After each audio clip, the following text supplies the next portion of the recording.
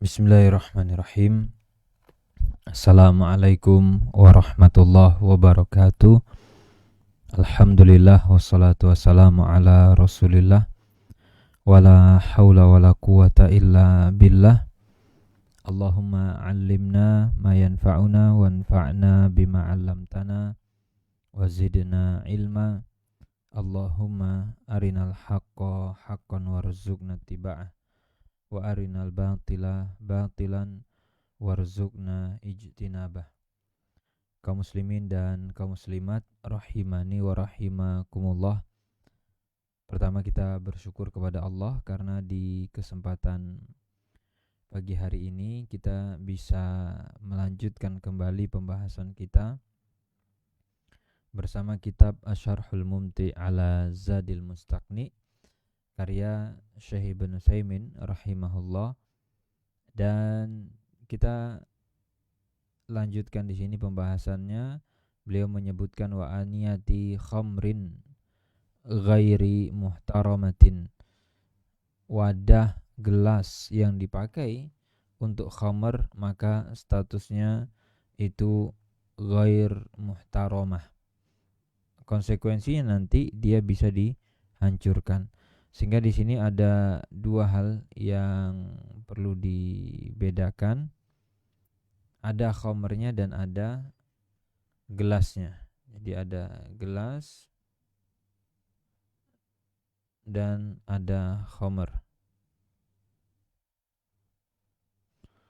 Sehingga nanti kalau dipakai satu paket menjadi gelas khamr. Apakah gelas khamr ini bisa dihancurkan atau dirusak karena memang dia dihukumi sebagai benda yang bermasalah dan haram, atau ada perincian untuk khamrnya sendiri dan untuk gelasnya sendiri? Ini nanti kita akan lihat detailnya. Di sini disebutkan aniyatul khamri idza kassaraha al-insanu fala dhamana alaihi. Gelas yang dipakai untuk khamr itu jika dipecahkan, dirusak oleh seseorang, maka orang itu tidak dikenai ganti rugi. La dhaman alaih li'anna fiha ma la yatman wa huwa al-khamru. Berarti ini kok posisinya dikatakan karena pada gelas itu terisi minuman keras, yang mana minuman keras itu secara status la yatman. Memang kalaupun kita tumpahkan, kalaupun kita buang, kita nggak perlu menggantinya. Jadi posisinya ini ada gelas, dan kemudian yang ada di dalam gelas ini itu adalah minuman keras. Ini case-nya. Hatta laukana yusawi alafan, bahkan meskipun harga dari gelas ataupun harga dari minuman keras itu nilainya sangat tinggi, fatlafahu al-insanu fala dhamana alaihi, lalu kemudian lalu dihancurkan, maka tidak ada ganti rugi. Apa alasannya? Li'annahu laki matalahu syar'an, karena dia secara syariat nilainya 0. Jadi khamr ini nilainya 0, tidak dianggap. Nah, bagaimana dengan gelas tadi? Gelas itu bukannya ada nilainya. Di situ dikatakan karena gelasnya diisi khamr, maka gelasnya juga bisa berubah menjadi 0, menjadi tidak ada nilainya. Walaupun awalnya ya gelas itu ada nilainya, ada harganya dia, karena dia adalah harta. Jadi ini nanti hubungannya erat dengan definisi harta. Apakah khamr itu harta atau bukan? Gelas harta atau bukan? Dan gelas dia dianggap sebagai harta, sedangkan khamr bukan, makanya tidak ada nilainya. Sehingga kita nggak perlu ganti rugi kalaupun kita hancurkan. Itu alasannya. Walau qala qail ma sya'nul aniyah, Karena ini kan dia sifatnya kita lagi sesi diskusi sebenarnya. Di buku ini seolah-olah sedang discuss. Jika ada yang bertanya, kenapa kok gelas itu juga ikut dihancurkan? Apa salahnya si gelas? Baik, ini terputus lagi ya. Dia hilang lagi sebentar. Ini sering trouble ini.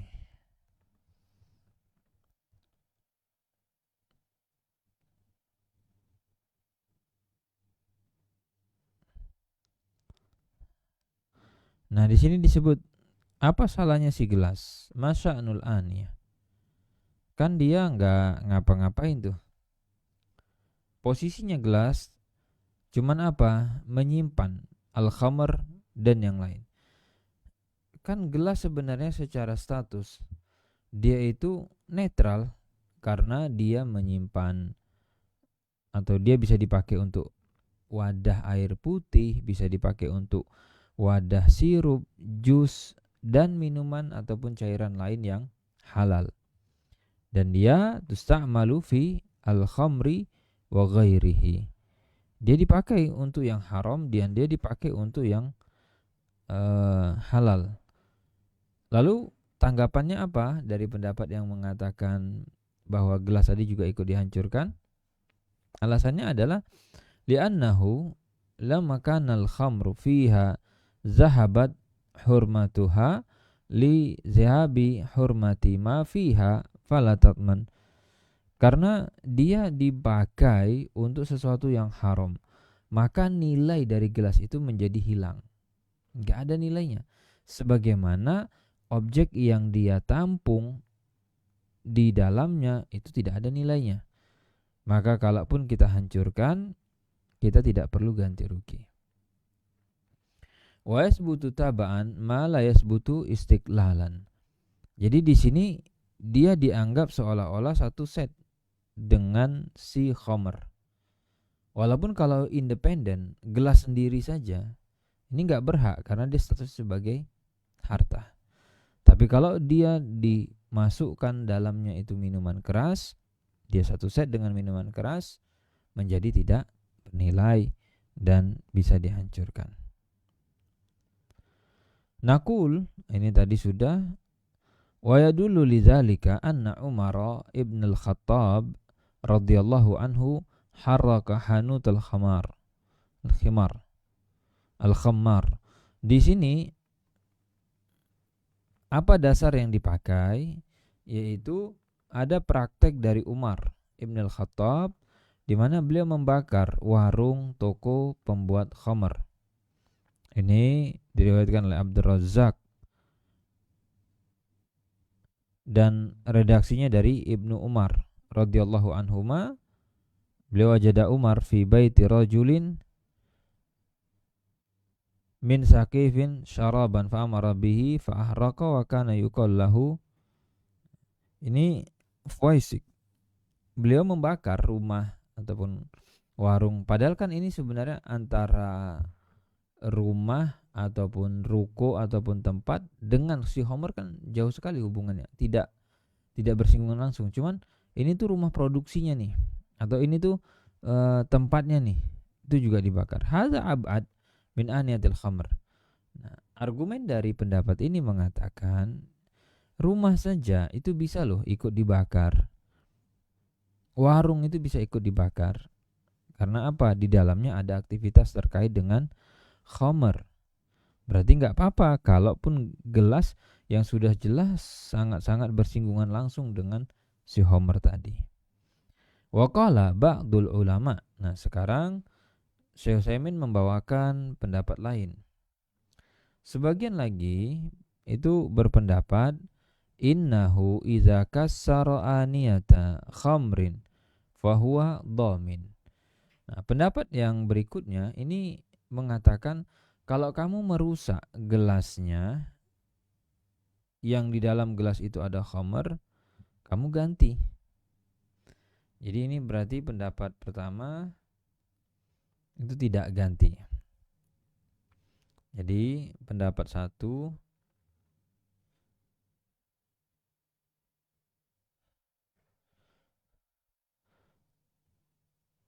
gelas yang di dalamnya ada khamar atau gelas khamar itu boleh dirusak, tidak perlu diganti. Sedangkan pendapat 2 ini menyebutkan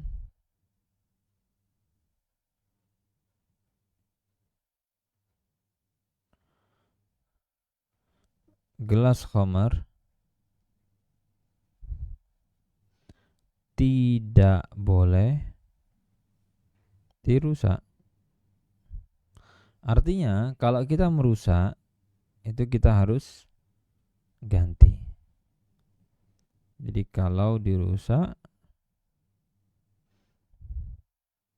harus ganti. Ini pendapat kedua bilangnya seperti itu. Apa argumentasinya? Atau apa alasan pendapat kedua menyebutkan poin itu? Di sini dikatakan yumkin itlaful khamri. Baik, putus lagi ya.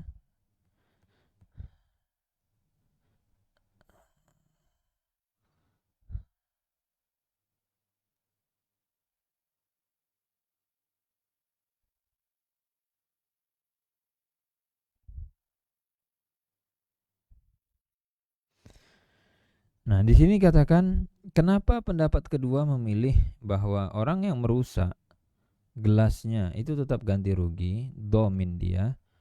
Ya, alasannya yumkinu itlaful khamri duna itlafiha. Karena kalau memang kamu mau membuang khamrnya, ya sudah tinggal dituang saja. Gelasnya diangkat, kemudian dibalikkan, keluar khamrnya, selesai urusannya. Kenapa harus dipecahkan? Kan bisa dibuang saja isinya. Illa idza lam yumkin itlaful khamri illa bi itlafiha, kecuali kamu berada di kondisi gelasnya memang nggak bisa dibuka. Ada gelas mungkin yang agak unik, ini nggak bisa. Mungkin pakai password atau yang lain, sehingga untuk membuang isinya itu harus dipecahkan. Oke, bisa jadi alasan. Binaan ala annal amra alladzi la yatimul amru illa bihi dakhilun fil amri alladzi ubiha. Itu bisa menjadi alasan kalau pada kondisi tadi. Wa hadza huwa sahih. Dan ternyata Syekh Utsaimin itu memilih pendapat yang kedua sepertinya. Kenapa? Li'annal asla fi malil muslim annahu muhtaram. Karena defaultnya ataupun orinya, kondisi aslinya, harta setiap muslim itu terlindungi, terhormat statusnya. Tidak boleh kita musnahkan, tidak boleh dicuri, tidak boleh dihancurkan tanpa alasan yang dibenarkan oleh syariat. Wa qawluhu ghairu muhtaramah hadhihi sifatun li khamrin wa laysat sifah li aniyah. Nah, tadi kalau kita mau telisik ulang, ada pernyataan statusnya tidak bernilai. Apa yang tidak bernilai ini? Jawabannya adalah khamrnya. Seperti yang tadi disinggung. Yang RP0 itu, yang menjadi 0 dia, ya khamr. Bukan si gelas. Bukan si wadahnya ini. Wa afadana rahimahullah annal khamra al-muhtarama idza kassara. Nah, lalu ada faedah di sini. Ada enggak khamr itu yang secara status dia muhtaramah? Dia harus dijaga, dilindungi, tidak boleh dimusnahkan secara sepihak. Jawabannya ada. Karena tadi di sini khamrnya diklasifikasi menjadi dua, khamr yang muhtaramah dan khamr yang ghairu muhtaramah.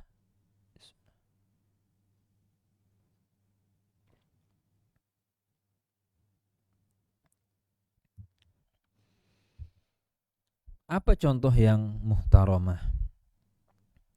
Di sini dikatakan fama hiyal khamrul muhtaramah hiya khamruz zimmi allazi ya'ishu fi biladil muslimina bil jizyah fa khamruhu muhtaramah.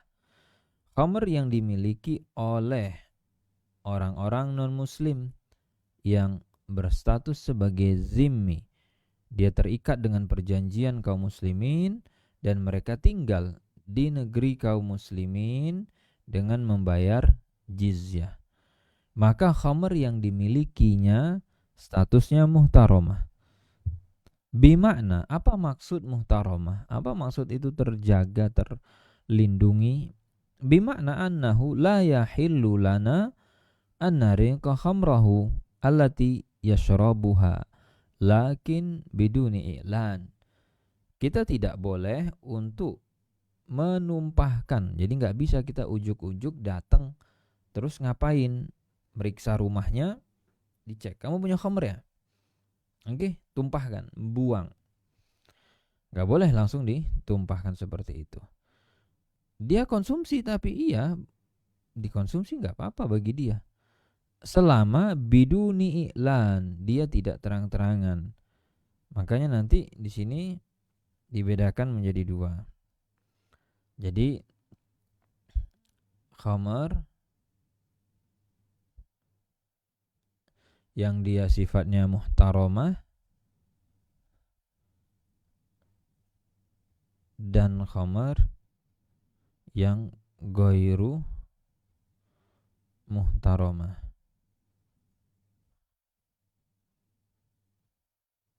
Nah, yang muhtaramah itu contohnya tadi punya kafir zimmi.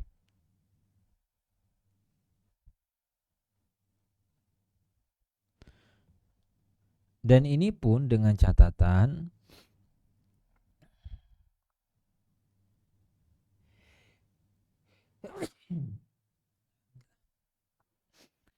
ini diminum tidak terang-terangan. Kalau dia ternyata terang-terangan, ya sudah ikut dimusnahkan. Kalau sekedar diminum tidak terang-terangan, tidak boleh kita untuk menghancurkan atau sembarangan karena statusnya dia muhtaramah. Nah, ini harus dibedakan jenis khamr.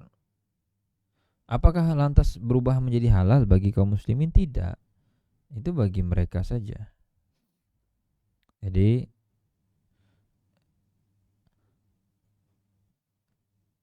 kita akan lihat berikutnya. Sebentar, ini masih loading ya.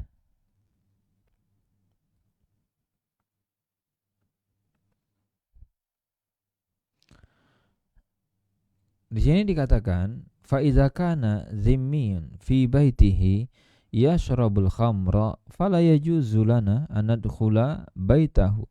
Kalau ada non muslim kafir zimmi, dia lagi minum khamr nih, mabuk-mabukan di rumahnya, enggak boleh kita langsung masuk. Kemudian ngapain? Ya kita pecahkan gelasnya, kita pukul nih, haram dipecahin. Atau kita tumpahin khamrnya. Mungkin gelasnya enggak dipecahin tapi dibuang-buangin khamrnya. Li'annahu ya'taqidu hillahu walam yu'lin fi bihi fayakunu muhtaraman kahtirami dami zimmi wa malihi.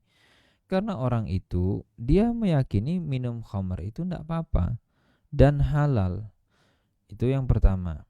Dan yang kedua, dia tidak terang-terangan. Itu kenapa dilindungi. Dan bagaimana dengan, nah nanti beda ya kalau yang minum orang muslim. Orang muslim itu beda cerita. Itu sebabnya kenapa yang tadi ini menjadi muhtaraman. Sebagaimana terhormatnya, terjaganya darah dan harta kafir zimmi. Makanya kan kita nggak boleh tuh sembarang membunuh. Wah, kamu non muslim nih, bunuh. wah kamu ini non muslim kita jarah hartanya, kan tidak begitu Islam mengajarkan. Sehingga kalau ada yang memfitnah atau menuduh Islam itu kejam, teroris dan yang lain, itu adalah bentuk-bentuk kebencian dan propaganda orang yang tidak suka dengan Islam, karena ajaran Islam tidak seperti itu. Dan wal khamru inda zimmi malun yuba' wa yushtara. Dan kita juga perlu pahami khamr bagi orang kafir zimmi itu dianggap sebagai harta, bahkan bisa jadi sangat berharga, dan mereka perjualbelikan itu. Mungkin harganya bisa puluhan juta, ada yang mungkin ratusan juta. Wal mu'ahad wal musta'min hukmuha hukmuz zimmi. Termasuk nanti non muslim yang sifatnya berada dalam perjanjian dengan kaum muslimin ataupun mendapat jaminan keamanan dari kaum muslimin, ini sama statusnya, yaitu dia seperti kafir zimmi. Orang yang tersebut sudah terikat dengan perjanjian dan la yata'adda alaihi ma'ahad, tidak boleh umat Islam lantas menyerang, lantas menghabisi atau merampas hartanya, itu tidak boleh. Lakin law anna zimmi azharal khamra. Nah, berikutnya yang perlu dibedakan, jika dia non muslim tadi sudah sampai di level terang-terangan ini, di area terbuka, dibawa keluar rumah, bahkan mungkin dipromosi, dipublis sama dia, azharal khamra wa kharaja ilaina, dia bahkan sampai ya bawa botolnya, bawa gelasnya, ya syarab fi aswakina, minum-minum di pasar, di tempat-tempat publik. Kalau sudah begini, intaqadha ahduhu walam yakun lahu ahdun, sudah putus sudah kesepakatan kita, perjanjian kita, dan khamernya berubah menjadi ghairu muhtaramah, boleh dipecahkan, boleh dihancurkan. Wa dzakaru aidan anna minal muhtaram minal khamri. Nah, contoh kedua, apa contoh lain di mana khamr ini muhtaram? Contohnya adalah khamr yang al-khallal, pembuat cuka, allazi yabi'ul khal, di mana si pedagang cuka ini emang kerjaannya ya bisnisnya cuka, jualannya cuka. Fala annahu fi yaumin minal ayyami takhammaral khal imma li syiddatil har aw li sababin akhar fa inna khamrahu muhtaram. Sekiranya stok-stok cuka yang dia miliki di satu waktu itu takhammar, berubah menjadi khamr dengan sendirinya, mungkin karena kondisi ruangan ya yang sangat panas atau faktor-faktor lain, intinya cuka-cuka itu ada yang berubah menjadi khamr. Seperti itu bagaimana? Ya maka khamrnya muhtaram, juga terhormat.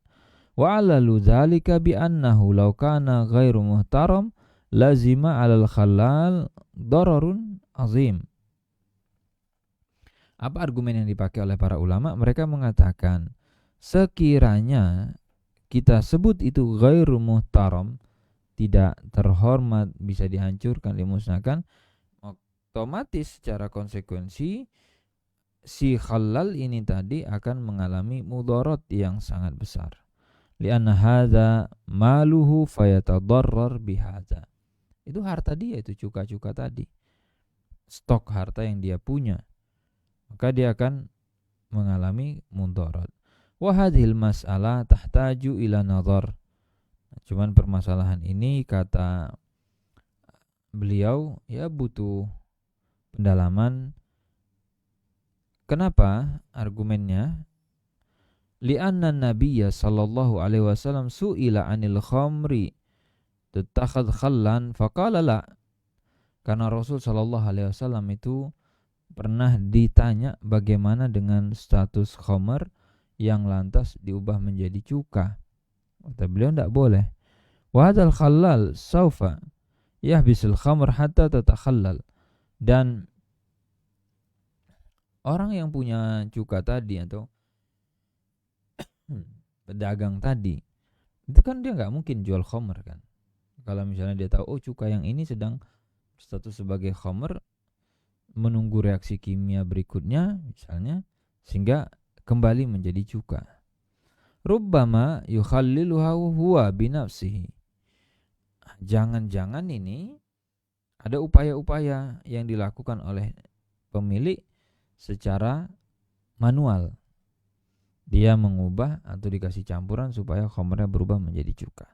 Fa fi maqalahul ashab rahimahullah fi hadhil mas'alah nazar wallahu a'lam. Jadi Syekh Utsaimin nampaknya tidak sependapat ya, dengan pendapatnya mazhab. Jadi beliau berikan semacam isyarat di situ. Ya, hadhil mas'alah nazar, jadi perlu ditinjau ulang pendapat mazhab. Wallahu a'lam, itu kata beliau. Wa kassara hadhil asya' yanzur fihi lil maslaha in kana al insanu yumkin an yakuma bidzalika biduni darar falyaf'al. Tapi sekali lagi ya, kalau kita bicara ingkarul mungkar, mengingkari kemungkaran, maka di sini kita pertimbangkan juga sisi maslahatnya. Apakah kalau saya menghancurkan ini, hasil yang muncul itu adalah maslahat yang dominan dan tidak timbul mudorot, ya silahkan, falyaf'al, Anda lakukan.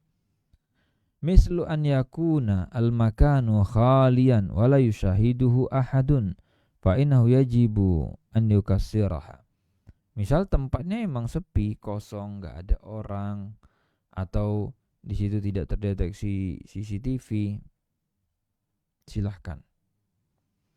Jika memang itu miliknya muslim, dan kan muslim tidak berhak, tidak boleh kan memiliki khamr. Wa in kana yakhsha dararan. Bagaimana jika nanti efeknya timbul mudarat yang lebih besar? Fala yaf'al, jangan dilakukan. Ini kita bicara konteksnya person ke person, perorangan. Mislu antakuna hukumah jaizah idza kassarat hadhil asya' wa qila innal ladzi kasarahal muslimun. Kalau misalnya secara negara itu misalnya dilegalkan, atau tadi kalau kita memecahkan kita di penjara dan bahkan tidak boleh sama sekali berdakwah, maka kita katakan la yajuz, tidak boleh. Sehingga jangan sampai praktek kita memecahkan khamr niatnya apa? Mengingkari kemungkaran, menghilangkan kemungkaran, ternyata justru menimbulkan efek yang lebih besar. Misalnya kaum muslimin jadi dicekal, terutama di negara-negara yang minoritas kaum musliminnya. Li'anna fihi dararan, amma idza kana ulatul umur yafrahuna bidzalik walam yakun dzalika ala sabilil munabadah.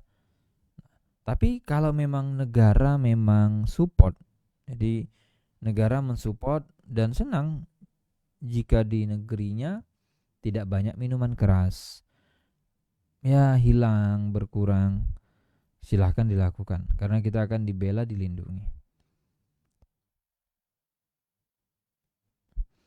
Fa inna hadza qad yajibu ma fihi min izalatil ismi wal udwan. Bahkan kalau ternyata dia secara support aman, keluarganya aman, kan dia bisa sampai di level wajib untuk menghilangkan kemungkaran.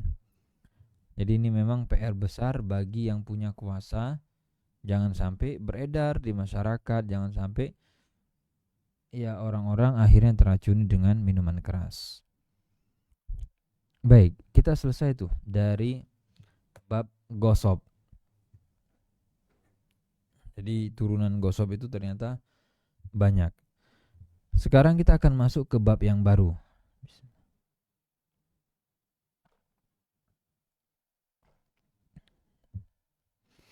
Bab yang baru namanya bab syuf'ah.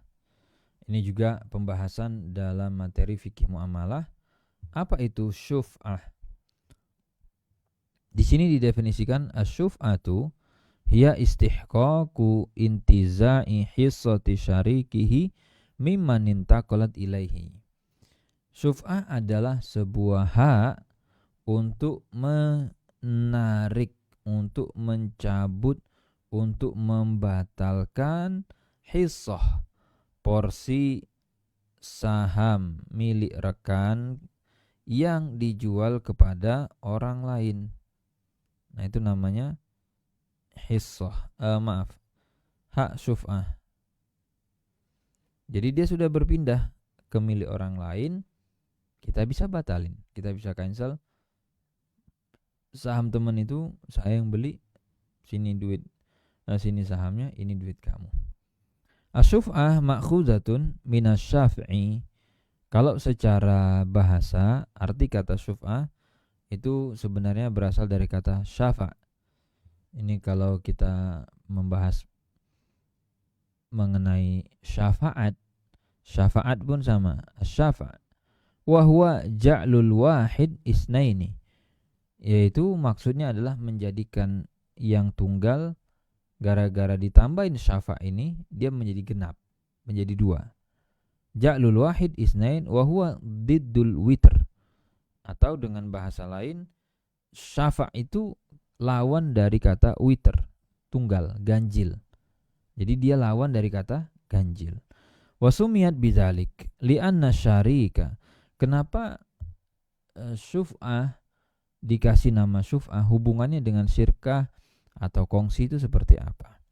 Li'anna syarika, karena rekan kongsi kita, syarik dalam bisnis, dalam intinya rekan kongsi, maka mereka itu yadhummu nasib syariki ila milki, falidzalika sara ka ja'li al-witr syafa'.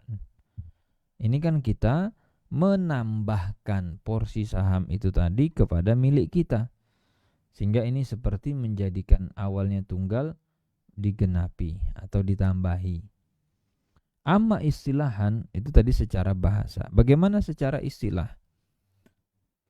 Secara istilah, syuf'ah adalah istihqaqun tizai hissati syarikihi mimman intaqalat ilaihi, yakni al-hissah. Hissah berarti porsi sahamnya, persentase kepemilikan. Misalnya ada 2, A dan B. A punya 50%, B punya 50%. Berarti hissahnya masing-masing 50-50. Misalu dzalik rajulani syarikani fi ardin faba'a ahaduhuma. Di sini langsung diberikan contoh. Apabila ada kasus 2 orang itu mereka sebagai rekan kongsi, rajulan syarikan. Apa objek kongsinya? Ardin, tanah. Jadi berarti tanah ini milik mereka berdua. Faba'a ahaduhuma nasibahu ala salis. Salah satunya menjual porsi kepemilikannya kepada orang ketiga. Falisyariki allazi lam yabi an yantazi'a minal mushtari. Maka secara pandangan syariat, rekan yang satunya yang tidak menjual, dia punya wewenang untuk membatalkan, untuk menarik dan mengganti biaya yang dikeluarkan pembeli minal mushtari hadan nasib qahran alaihi, dan sifatnya qahran, paksaan. Dia boleh paksa. Jadi dia bilang ini bukan tawaran lo ya, bukan pilihan, saya tidak bertanya, tapi uang kamu saya kembalikan, sini porsi sahamnya untuk saya. Dan itu yadhummuhu ila milkihi, digabung dengan kepemilikan dia yang sudah ada. Fatakunul ardu kulluha lisyarikil awal alladzi lam yabi, sehingga nanti porsinya menjadi milik dia. Contohnya seperti ini. Awalnya pemilik tanahnya misalnya A dan B. Kalau ditanya tanah ini milik siapa? Milik berdua. A punya dan B punya. Masing-masing 50-50. Lalu si B itu menjual porsi sahamnya kepada si C. Otomatis jadinya setelah jual beli, berarti kan si A punya 50 ditambah punya si C. 50. Nah, ini begitu. Kalau si siapa namanya ini? Si B menjual. Sedangkan si A tidak menjual. Pada posisi ini si A punya hak yang namanya syuf'ah tadi. Untuk apa? Untuk memaksa si C mengembalikan kepemilikan itu. Ini nanti akan menjadi punya si A. Porsi sahamnya ke A. A ganti berapa duit yang dikasih oleh C ke B.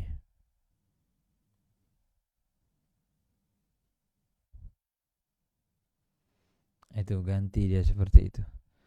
Agar nanti kepemilikannya setelah ini menjadi punya si A 100%.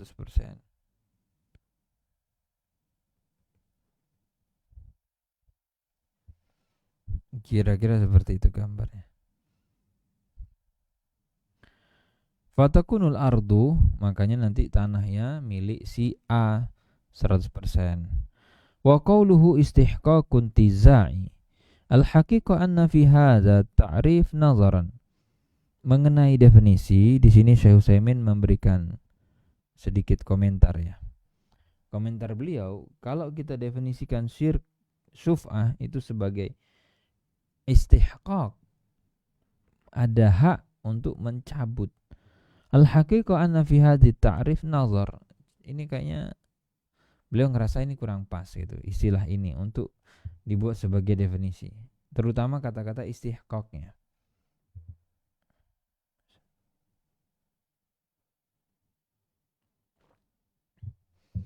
Alasan beliau li'anna syuf'ata haqiqatun tiza'il hissah. Karena syuf'ah itu pada hakikatnya adalah intiza'ul hissah. Menarik, mencabut hak rekan kongsi yang sudah dia jual kepada pihak lain. Walaysa istihqaqan. Jadi tidak disebut sebagai istihqaq. Li'anna hadza al-mustahiqu law lam yantazi lam tasbuti syuf'ah. Karena toh kalau ternyata si A tadi setuju saja dia, ya nggak apa-apa.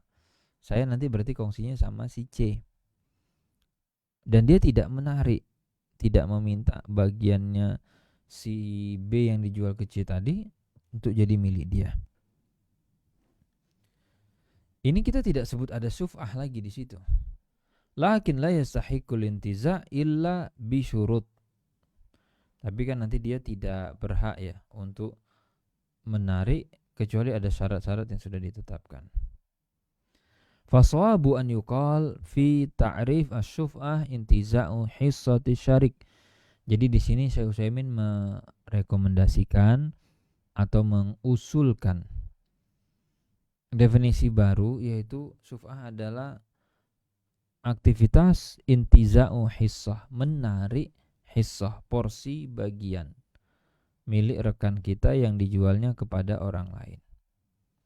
Jadi dihilangkan duna an yuqal istihqaq, dihilangkan kata istihqaqnya.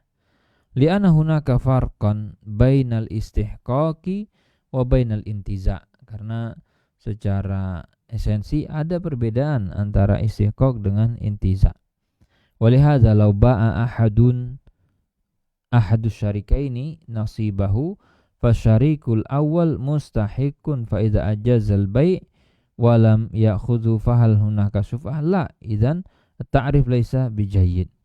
Karena kalau tadi kita ikut logika yang itu, ketika si B menjual bagiannya kepada si C dan si A disebut sebagai orang yang berhak, fa idza ajazal bai' lalu si A membiarkan, tidak mengambil, maka pertanyaannya ada syuf'ah? Jawabannya tidak ada. Sehingga itu revisi definisi oleh Syekh Utsaimin. Baik, berikutnya intiza yufidu annal amra laisa ikhtiyariyan wa annahu yanzi'u minhu qahran wa huwa kadzalik.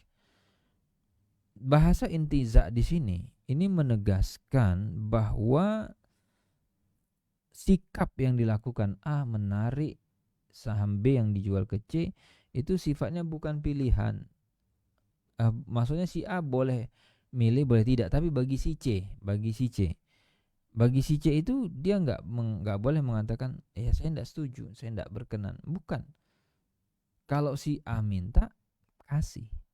Kamu berapa kemarin duit kamu keluar akan diganti oleh si A. Jadi sifatnya qahran, memaksa. Wa huwa kadzalik, demikian adanya. Wa qauluhu hissatu syarikihi mimman intaqalat ilaihi. Nah, kata kunci penting berikutnya adalah intaqalat ilaihi. Berpindah status kepemilikannya kepada pembeli. Berarti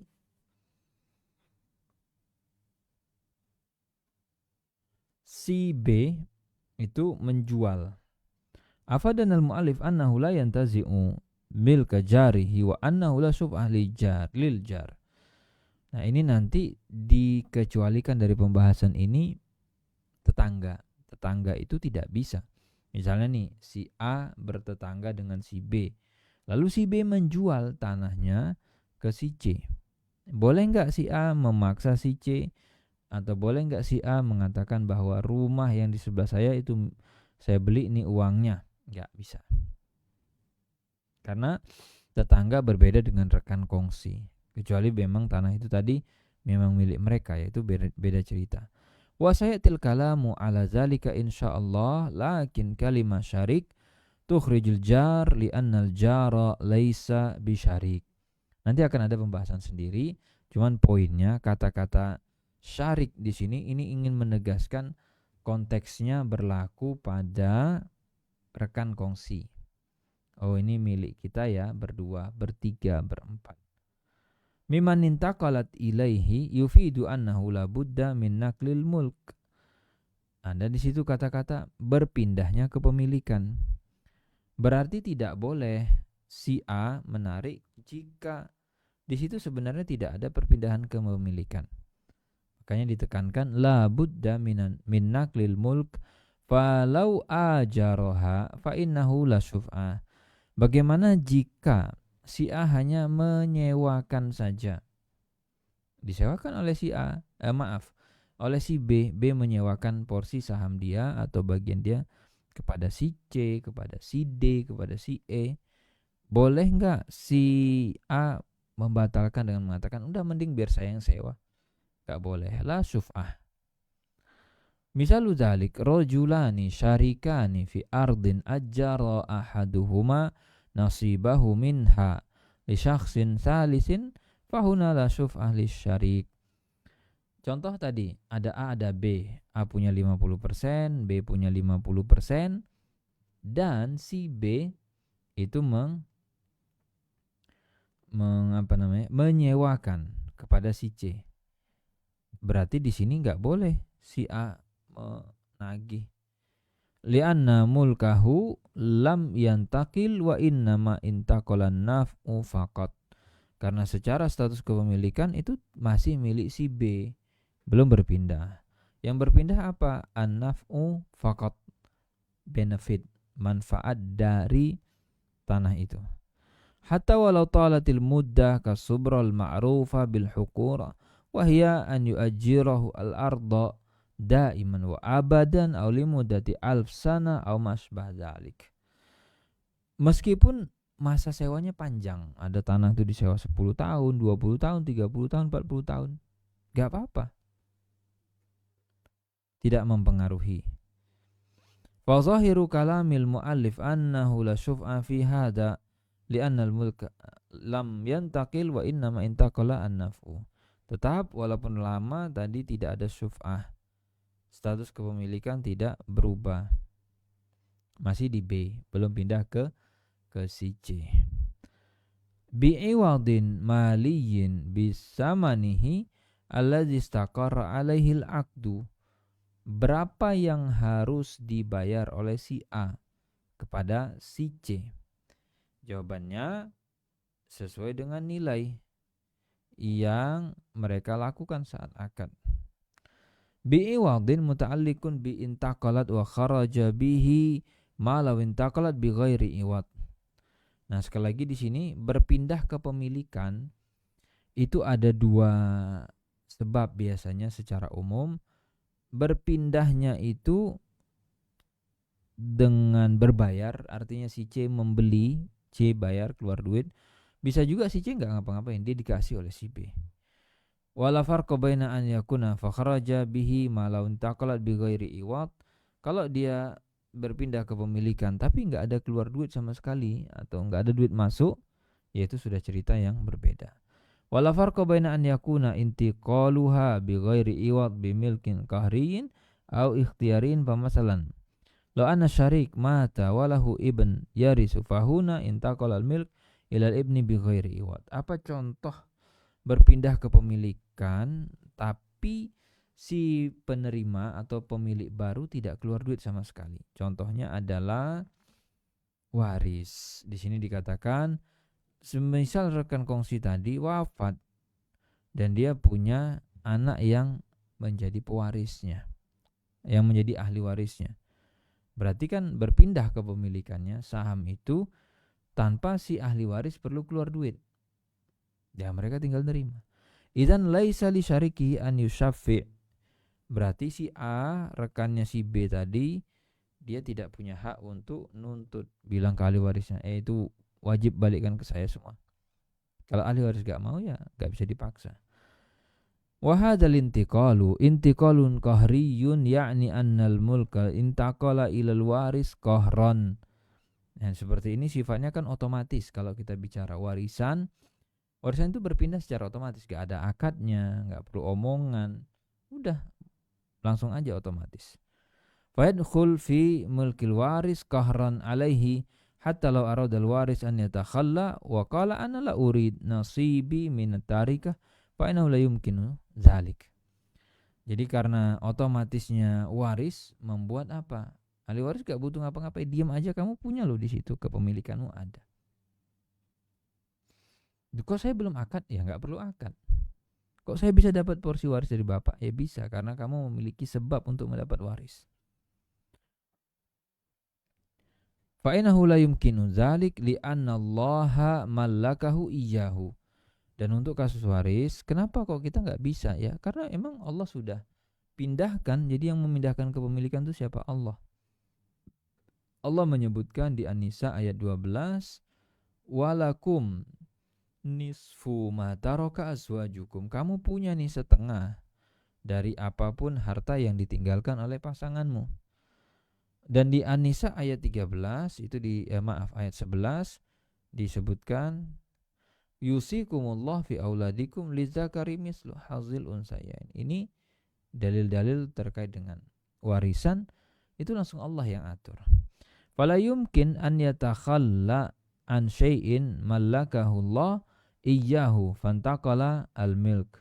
Maka kan kita nggak bisa nanti mau melanggar sementara itu sudah ditetapkan oleh Allah. Fantaqala al-mulk bil irsi intiqalun qahriyun la yumkinu lil warisi an yarfudahu falamata mayyitun an ibnaini faqala ahduhuma ana ghani wala urid al-irs fahal yumkinuhu hadha la yumkin wa naqul huwa dakhala alayka qahran bitamlikika Allahu lahu iyyak. Jadi tadi karena bukti otomatisnya, misalnya ada orang wafat laki-laki, kemudian dia punya 2 anak laki-laki, lalu salah satunya bilang ke saudaranya, saya ini udah kaya, saya nggak mau ambil itu, saya nggak butuh. Oke, kalau kamu nggak butuh, kalau kamu tidak ambil, itu kan milik kamu, terserah kamu. Tinggal nanti pilihannya apakah mau kamu hibahkan ke orang lain, apakah mau kamu jual. Intinya seperti itu. Jadi berpindah kepemilikan dari B kepada si C, tapi C nggak keluar duit sama sekali karena C adalah ahli waris. Faida intaqala bi ghairi iwadin ala wajhin ikhtiyariyin kal hibah wa zahiru kalamil mu'alif hasbal mafhum la syuf'ah. Sekarang jadi gini, kalau kita coba petakan lagi ya. Jadi pindah milik. pindah milik terbagi menjadi dua. Ada yang berpindah secara berbayar, ada yang berpindahnya itu secara gratis. Yang gratis terbagi dua lagi. Ada yang sifatnya otomatis. Otomatis itu tidak perlu akad. Ini dia waris. Ada yang sifatnya itu perlu akad. Ini contohnya hibah.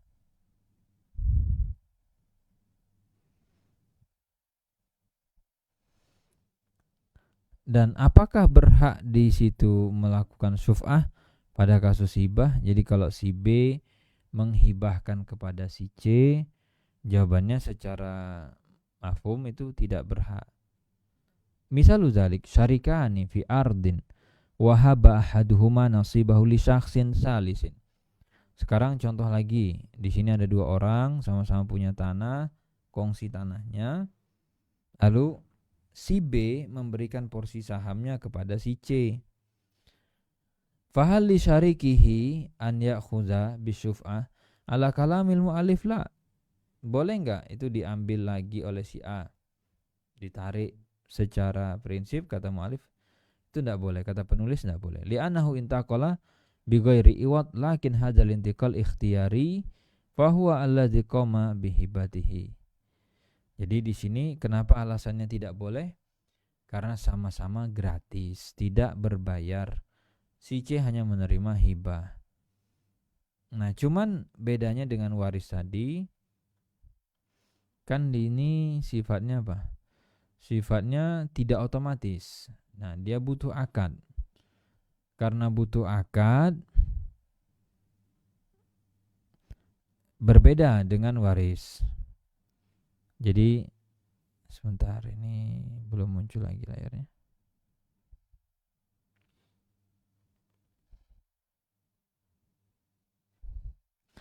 Baik, intinya kalau Syekh Utsaimin itu tadi membedakan, kata beliau, untuk yang perlu akad ini sebenarnya si rekannya dia punya hak untuk khiyar. Karena tidak otomatis. Jadi berpindahnya tidak otomatis. Kalau bukan khiyar, syuf'ah ya, maaf. Kalau yang otomatis seperti waris itu dia tidak berhak khiyar. Nah, ini jadi perlu dibedakan atau dirincikan.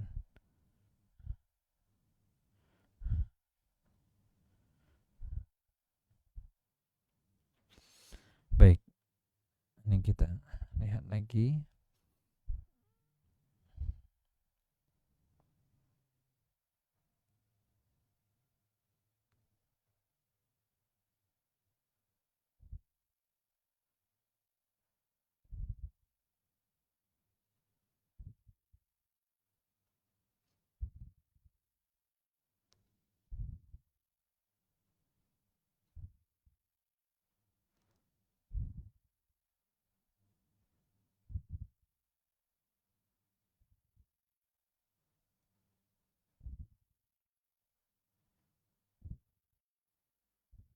Nah, ini komentar Syekh Utsaimin. Di sini dikatakan wa sahih anna fiha syuf'ah li'anna al-hikmah min isbati syuf'ah mawjudah. Kata beliau, tetap berlaku syuf'ah ya di akad ini karena alasan kenapa syuf'ah itu berlaku ada sebabnya. Agar apa? Agar si A itu tadi tidak ngerasa sakit hati dan seterusnya, tapi dia juga punya alasan atau peluang untuk mendapatkannya. Sehingga di sini la ibrata bi ikhtilafi aswar, yani zawjidal hikmah fa sawa engkana bi bai' au bi hibah. Jadi Syekh merojihkan tetap ada syuf'ah pada kasus ini.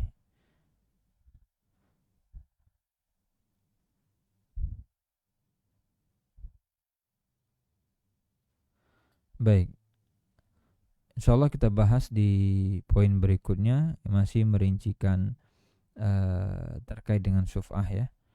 Semoga dimudahkan oleh Allah Azza wa Jalla dan diberkahi apa yang kita sudah pelajari pada pagi hari ini. Kita cukupkan. Wassallallahu ala nabiyina Muhammad wa ala alihi wasahbihi wasallam. Assalamualaikum warahmatullahi wabarakatuh.